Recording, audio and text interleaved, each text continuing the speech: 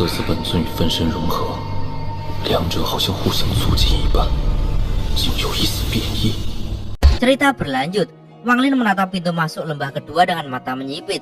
Dari tempatnya berdiri, lembah itu tampak kosong. Tidak ada gerakan, tidak ada suara. Namun keheningan itu sendiri justru membuatnya waspada.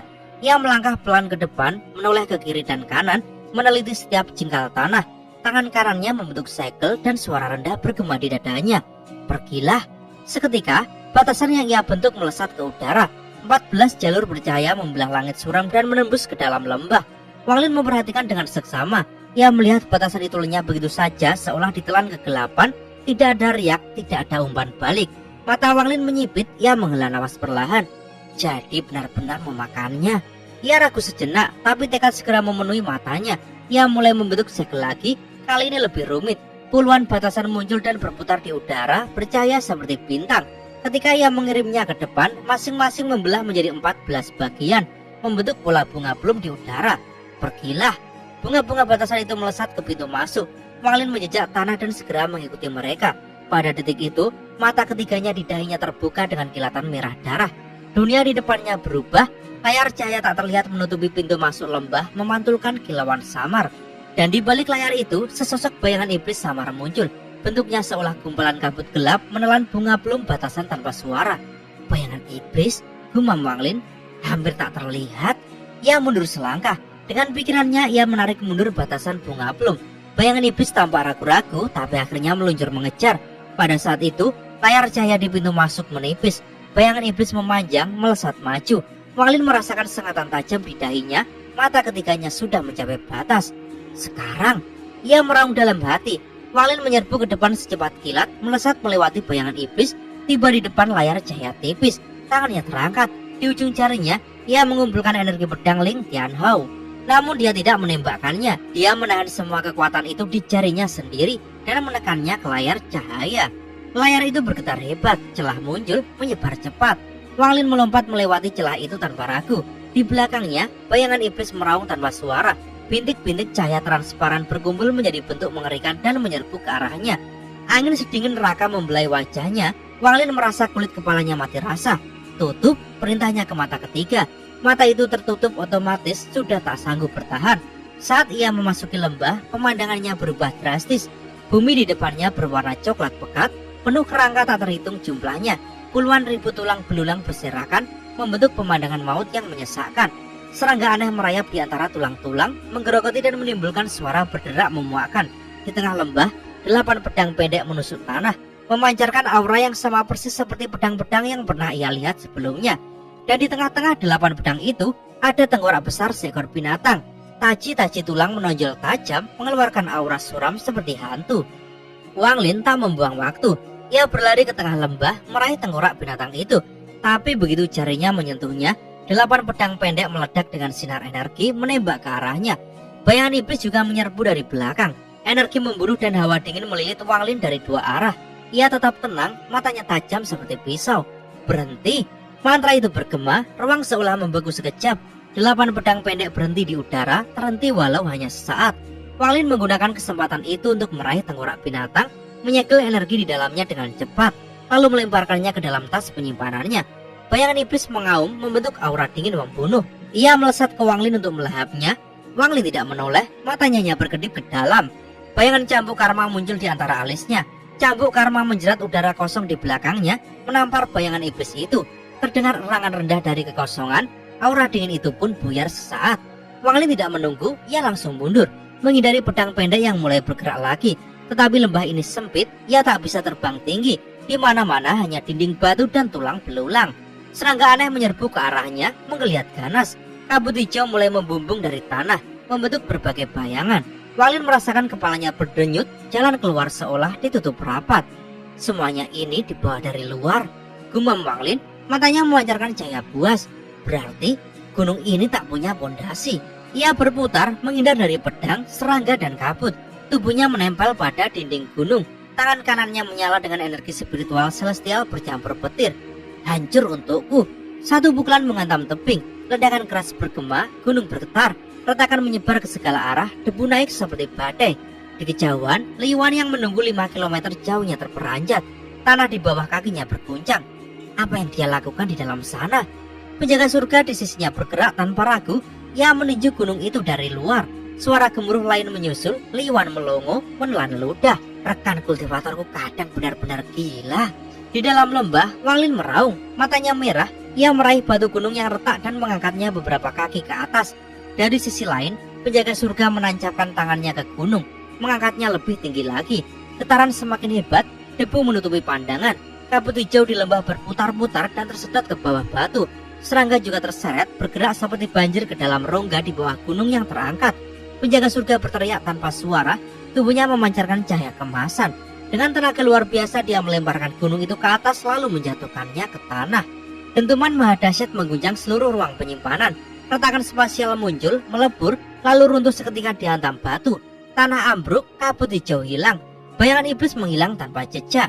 Wang Lin berlari menembus hujan debu dan batu. Keluar dari lembah kedua, ia berhenti menoleh ke belakang, nafasnya berat. Liwan menyusul, menahan nafas terkejut. Saudara Su, itu benar-benar. Wang Lin mendengus ringan. Surga yang membuat ruang penyimpanan ini tak akan menyangka seseorang akan meruntuhkan gunung untuk menghancurkan batasan. Liwan hanya menghela nafas, senyum asam di wajahnya. Penjaga surga kembali berubah menjadi bayangan dan menyatu ke dalam bayangan Wang Lin untuk memulihkan energi. Keduanya melangkah ke arah lembah ketiga. Pintu masuk lembah itu hancur. Banyak pembatasan runtuh, memancarkan kilauan tak menentu. Di dalam mereka melihat sebuah kuil kuno, rusak, pintu hilang. Wang Lin mendekat dan berhenti, matanya tajam melihat ke dalam. Liwan mendekat. Di dalam kuil ada dua kerangka. Satu mengenakan baju zirah kulit dewa kuno, satunya lagi tak punya apa-apa kecuali jari emas yang menembus tengkorak musuhnya. Wang Lin mengulurkan tangan. Baju zirah kulit itu terbang ke arahnya. Begitu disentuh, ia merasakan aura berdarah dan sedih. Baju zirah kulit dari dewa kuno, gumamnya pelan. Liwan menoleh ke kerangka satunya. Dia menghela nafas dan mulai mematahkan jari emas itu satu persatu. Harta juga harta, bisiknya pelan. Saat dia mengangkat kepala, matanya melebar, dia berteriak, "Saudara Su, lihat." Wang Lin mendongak, matanya menyipit. Mereka berdua melangkah ke dalam kuil. Dindingnya dihiasi mural-mural yang pudar, total ada 9. Liwan menatap dengan terpaku. Mantra apa ini? Lihat sosok itu. Mural-mural itu menggambarkan raksasa dengan 8 bintang di dahinya. Langit-langit penuh dewa celestial menyerangnya. Senjata sihir terhunus. Tapi dibandingkan raksasa itu, mereka tampak kerdil. Mata sang raksasa penuh dingin, tapi juga kelelahan yang dalam. Dewa kuno bintang 8. Gumam Wang Lin lirih. Hanya sedikit yang tahu tentang mereka. Ia menaiki lantai 2. Meja tua menunggu di sana. Di atasnya kertas kuning, kuas, dan penindih kertas yang memancarkan aura spiritual celestial. Wang Lin tak mempedulikan penindih kertas. Pandangannya jatuh pada tulisan tangan di atas kertas. Tahun ke-16 era ke-27 alam surgawi. Perang pertama antara tatanan kuno dan alam surgawi berakhir dengan kemenangan. Harta sihirku rusak. Aku dihargai sepotong kulit untuk membuat baju zirah. Wang Lin membaca pelan, matanya gelap. Tahun ke-19 terjadi perubahan. Kaisar surga menjadi gila dan mati saat menuju ke langit. Pemandangan yang seharusnya tak ada. Tulisan itu menjadi berantakan di akhir. Saya melarikan diri. Ada sepasang mata yang mengikuti saya. Saya harus melukisnya. Apa ini yang saya lukis? Wang Lin menutup matanya sesaat, merasakan hawa berat yang menetes dari huruf-huruf itu. Ia duduk di depan meja, mengangkat kuas. Biarkan aku merasakan apa yang kau lihat saat kau melukis ini. Wang Lin duduk bersila di lantai atas kuil yang redup. Di hadapannya, kertas kuning tua berisi tulisan tangan menggigil di udara lembab. Ia meraih kuas, menghela nafas perlahan, lalu memejamkan mata. Sunyi, angin lembab berdesir di sela dinding retak. Wang Lin mendengar gemerisik halus yang hanya bisa didengar hati seorang kultivator yang telah melalui banyak pembunuhan. Lama ia diam, nafasnya stabil tetapi pikirannya perlahan kacau. Dalam kegelapan matanya sendiri ia merasakan sesuatu, kebingungan, keraguan, ketakutan yang terselip di balik kebesaran seorang surgawi. Aura itu menetes dari kata-kata yang tertulis. Tangannya mulai bergerak, kuas menari perlahan di atas kertas, menyalin huruf-huruf tua. Setiap goresan membuat suasana di ruangan semakin berat. Wang Lin mengernyit, dadanya naik turun. Ini rasa takut, gumamnya rendah. Tulisan itu bergetar di bawah kuasnya. Jejak aura sang penulis masih tertinggal, bahkan hingga saat ini. Wang Lin bisa merasakan bagaimana surgawi itu mencoba memaksa dirinya untuk tenang, namun hanya menghasilkan coretan kacau. Tangannya berhenti di udara, ia menatap keluar jendela lantai 2 kuil, matanya suram. Surgawi ini, dia menulis sampai akhir. tapi pikirannya semakin kacau. Setelah meninggalkan kata-kata ini, ada perubahan. Seseorang pasti datang. Ia mendengus pelan, tatapannya tajam seperti bilah pedang yang terhunus. Mungkin itulah sebabnya dia tak sempat merapikan catatan ini. Perlahan ia meletakkan kuas, jari-jarinya menekan kertas kuning. Api biru redup menyala, membakar kertas itu hingga menjadi abu halus. Aku tak butuh orang lain melihat ini. Ia menyingkirkan pemberat kertas kuno yang memancarkan aura spiritual celestial, menyimpannya ke tas penyimpanannya. Kemudian ia menuruni tangga kayu yang berdiri pelan. Di lantai pertama, ia melihat Li Yuan tengah sibuk. Lelaki itu menurunkan mural-mural kuno satu persatu dan memasukkannya ke dalam tas penyimpanannya dengan hati-hati. Wang Lin mendengus ringan. "Kakak Li," panggilnya datar. "Sebaiknya kau berhati-hati. Jangan biarkan orang luar melihat lukisan-lukisan itu. Jika sampai bocor, bisa mendatangkan malapetaka." Li Yuan menghentikan gerakannya, menatap Wang Lin beberapa detik. Perlahan ia mengangguk, matanya serius. "Aku mengerti, aku tidak bodoh sejauh itu." Ia menoleh ke arah mural terakhir yang nyaris hancur. Tangannya bergerak perlahan, seolah menimbang apakah layak dibawa. Akhirnya ia memutuskan untuk mengambilnya juga. Li Yuan menegakkan badan, menepuk-nepuk debu di bajunya. "Saudara Su, bukankah masih banyak harta di ruang penyimpanan ini? Batu roh, artefak, kau tak mau mencari lebih lama?" Wang Lin menatapnya sebentar lalu menggeleng. "Saudara Li bisa mencarinya. Aku sudah menemukan yang terpenting." Li Yuan menaikkan alis. "Yang kau maksud tulang binatang itu?" Wang Lin hanya diam. Tatapannya kembali suram, memikirkan kata-kata sang surgawi yang membara ketakutan di atas kertas. Li Yuan tampak menghela nafas. "Baiklah, aku sendiri juga butuh waktu menambal runtuhnya batasan. Aku juga akan cari jalan keluar. Jika tidak, kita akan terjebak di sini." Wang Lin tidak menanggapi. Ia berjalan keluar kuil yang reot. Debu berterbangan pelan, seakan enggan terangkat di udara. Di luar, ia duduk bersila. Tangannya perlahan membuka tas penyimpanan dan mengeluarkan 9 tulang binatang yang ia rebut dari lembah kedua. Ia menatap mereka dalam-dalam. Jari-jarinya menyusuri retakan halus di permukaan tulang yang menyimpan sejarah berdarah. Waktu berlalu tanpa terasa. Langit ruang penyimpanan selalu suram. 1 bulan mengalir seperti air, tenang tapi tak bisa dihentikan. Li Yuan berkeliaran selama sebulan itu. Kadang dia kembali, kadang pergi. Harta yang ia temukan tidak seberapa, membuat ekspresinya terlalu masam. Namun ada satu hal yang membuat Wang Lin menoleh. 8 pedang pendek yang pernah menyerangnya kini melayang jinak di belakang Li Yuan. "Kau bisa mengendalikannya?" tanya Wang Lin suatu hari. Li Yuan mengusap pedang itu sambil tersenyum tipis. "Menggunakan metode pembatas keluarga Li tidak mudah, tapi tidak mustahil." Wang Lin mendengus pelan. Ia paham Li Yuan memang ahli pembatasan. Namun ia juga melihat sesuatu yang lain. Setiap kali Li Yuan memeriksa keruntuhan di ruang penyimpanan, ia tampak murung. Matanya menyala aneh saat membicarakan rencana melawan leluhur darah. Bahkan nafasnya kadang memburu. Wang Lin tahu Li Yuan terlalu percaya diri pada pembatas keluarganya sendiri, sifat yang bisa berbahaya. Namun Wang Lin tak menyinggungnya. Keduanya diam-diam saling menjaga jarak. Hingga suatu hari Li Yuan kembali ke kuil. Ekspresinya serius. Matanya menatap Wang Lin lama sebelum akhirnya mendesah. Ia mengayunkan tangannya. Bola kristal bersinar lembut melayang di udara, penuh run pembatasan yang menari. Suaranya berat. "Saudara Su, aku sudah menempatkan 1465 titik keruntuhan di ruang penyimpanan ini dengan pembatasan pembunuhan. Kau hanya perlu mengalirkan energi spiritual celestial ke bola ini, dan seluruh ruang penyimpanan akan runtuh." Wang Lin menatap bola itu tajam. Ia meraih, memeriksanya dengan akal ilahi. Tidak ada yang mencurigakan. Ia menunduk sedikit, menggenggam tangannya. "Terima kasih banyak." Li Yuan tampak ragu. Ia menggigit bibir sebelum akhirnya berkata pelan, "Saudara Su, sebenarnya ada cara lain. Jika kau benar-benar tak mau ditemukan leluhur darah, kau bisa bersembunyi di gua manapun selama bertahun-tahun sampai dia lupa kebencian itu." Wang Lin terdiam, bibirnya melengkung tipis. "Aku akan ingat kebaikan hati saudara Li. Jika pada akhirnya tak ada cara lain, aku mungkin harus merepotkanmu." Li Yuan menunduk, tangannya merogoh ke dalam jubah.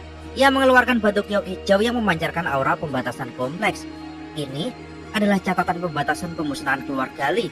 Aku tak bisa memberimu segel darah keluarga, tapi kau bisa mempelajarinya. Ada beberapa metode untuk menyembunyikan aura." Wang Lin menatap batu giok itu lama, kemudian ia mengelurkan tangan, menerimanya dengan tenang. "Aku mengerti, aku berterima kasih." Li Yuan mendesah, kedua tangannya membentuk segel. Cahaya keemasan bergulir membentuk arai transfer di hadapannya. Arai itu bergetar lemah, tidak stabil, seperti bisa runtuh kapan saja. "Saudara Su, formasi ini hanya bisa digunakan 3 kali. Gunakan dengan bijak dan hati-hati. Ia menoleh menatap Wang Lin untuk terakhir kalinya. Suaranya serak namun tulus. Jika aku tidak punya tanggung jawab lain, aku pasti ingin tinggal dan melihat pembatas keluarga Liku membunuh seorang Nirvana Cleanser. Saudara Su, hati-hati. Suara Li Yuan memudar, tubuhnya larut dalam kilau array transfer. Kuil menjadi sunyi kembali. Wang Lin menatap ke arah kosong, matanya redup tapi dingin. Ia menggenggam bola pembatas di tangannya. Leluhur darah, Yao Sisue. Suara Wang Lin pelan tapi penuh tekad. Kalian berdua memiliki pil jiwa darah, tapi aku ingin lihat apakah kalian bisa bangkit kembali di bawah kekuatan yang meruntuhkan segalanya. Ia membuka tas penyimpanannya, mengeluarkan bola pembatas lain yang menahan Yao Sisue. Ia melirik dingin, tidak ingin mendengar suaranya lagi. Ia melempar bola itu jauh ke gunung, membiarkannya terkubur di sana, jauh dari medan pertempuran. Tidak akan kubiarkan aura itu memancing musuh. Akhirnya Wang Lin menatap area transfer yang ditinggalkan Li Yuan. Nafasnya stabil, tubuhnya tegak. Kalau kau tak mau membiarkanku hidup, maka seperti kata Li Yuan, aku akan coba membunuh dewa. Wang Lin melangkah maju. Kilau transfer membungkus tubuhnya. Dalam sekejap, Wang Lin menghilang, meninggalkan kuil usang yang berdebu dan ruangan penyimpanan kuno yang perlahan retak menunggu kehancuran. Ketika cahaya area transfer di belakangnya padam, Wang Lin melangkah maju. Tanah yang muncul di hadapannya adalah wilayah asing yang gelap. Langit kelam berlapis awan tebal berwarna kelabu dan kilatan petir terus menerangi cakrawala tanpa jeda. Angin kering berbau belerang, dia memandangi tanah luas yang seolah tak bertepi. Tempat ini masih alam surgawi guntur. Dia menarik napas dalam, aura listrik menampar kulitnya dengan lembut, terasa asing tapi familiar. Wang Lin menyipitkan mata, kagum. Li Yuan, dia benar-benar berbakat. Suara Wang Lin serak tapi mengandung penghormatan. Jarang dia memuji orang lain. Tapi metode Li Yuan untuk menciptakan area transfer di dalam ruang penyimpanan celestial bukan hal sepele. Ia menoleh dengan gerakan santai namun tegas. Wang Lin melambaikan tangan pada area transfer di belakangnya. Formasi itu bergetar lalu menciut menjadi kristal seukuran kepalan tangan. Ia meraihnya, memeriksanya sekilas lalu menyimpannya ke dalam tas. Tanpa menunggu lama, matanya berkilat. Tubuhnya berubah menjadi sinar cahaya keunguan dan melesat ke langit suram. Beberapa hari berlalu, Wang Lin terbang tanpa henti. Tatapannya tajam mencatat detail medan, gunung-gunung patah, jurang raksasa yang memuntahkan petir, fragmen surga yang terapung bak pulau-pulau retak. Suatu hari dia mendarat di puncak gunung tinggi. Pandangannya menyapu daerah sekitar dengan hati-hati. Tidak ada aura aneh. Dengan langkah ringan namun penuh kewaspadaan, dia menembus bebatuan, menyelam dalam ke perut bumi. Di sana, di ruang sempit dan gelap, dia mengeluarkan tas penyimpanan yang tak bisa dibuka, milik Yao Sisue. Ini akan terlalu mencolok, tidak membantu rencanaku. Suara Wang Lin pelan dan dingin, dia menekan beberapa simbol rumit ke udara. Cahaya keunguan berpendar, batasan pembatas terbentuk rapat menutupi tas itu. Selesai, ia menepuk telapak tangannya, menatapnya sejenak. Tetaplah tersembunyi di sini. Lalu dia mundur, tanah berguncang halus saat dia menembus ke permukaan. Begitu keluar, dia menoleh sekali lagi ke gunung itu, tatapannya dingin. Tanpa ragu, dia kembali berubah menjadi sinar cahaya dan melesat ke langit, meninggalkan tempat itu seolah tak pernah ada. Wang Lin terbang tanpa henti. Ia menyeberangi rantai raksasa yang menghubungkan pecahan-pecahan dunia seperti jembatan batu purba melintasi kekosongan gelap. Petir berkali-kali menyambar rantai, tapi Wang Lin meliuk, menahan nafas, terus maju. Saat mendarat di fragmen baru, ia langsung masuk ke bawah tanah, matanya tajam. Jarinya menari di udara, membentuk batasan-batasan samar yang menutup auranya. Dengan ini, lebih sulit baginya menemukan aku. Dalam remang tanah, pembatasan itu bersinar pucat, membentuk bola pelindung. Namun Wang Lin tahu, ini tidak membuatnya tak terdeteksi sepenuhnya, hanya lebih sulit dicari, tapi dia tidak panik. Jika aku terus bergerak, dan dia harus mencariku di lautan fragmen ini, peluangku membesar. Selama sebulan penuh ia melakukan penerbangan hati-hati. Ketika ia berhenti, dia membuka batu giok pemberian Li Yuan. Huruf-huruf kuno menari di benaknya. Formula pembatasan berputar seperti pusaran. Helai demi helai pembatasan tipis menetes dari ujung jarinya, saling menenun membentuk jaring halus. Wang Lin duduk diam di dalam bola pembatasan, matanya setajam elang. Aku hanya perlu menunda, menjadi lebih sulit untuk ditemukan. Saat ia bersiap menutup bola pembatasannya, sosok tinggi tegap keluar dari kegelapan. Matanya kosong, tubuhnya seperti patung kuno yang hidup, penjaga langit. Wang Lin menatapnya, senyum suram muncul di wajahnya. Bagus, sekarang saatnya. Ia mengangkat tangan, melemparkan kristal area transfer ke penjaga langit. Kristal itu melayang, masuk ke mulutnya, hilang. Pergilah. Sebagian akal ilahi Wang Lin berpisah dari tubuhnya. Cahaya redup menetes dari dahinya, melesat masuk ke dada penjaga langit. Sosok itu bergetar. Matanya bersinar redup lalu menjadi tajam, dingin seperti mesin pembunuh. Tepat sebelum Wang Lin memejamkan matanya sepenuhnya, satu batasan terakhir terbang dari telapak tangannya, menutup bola pembatas rapat. Cahaya meredup, hilang. Penjaga langit membuka matanya. Cahaya dingin memantul di pupilnya. Ia bergerak kaku, lalu lancar. Ia merasakan kristal array transfer di dalam tubuhnya.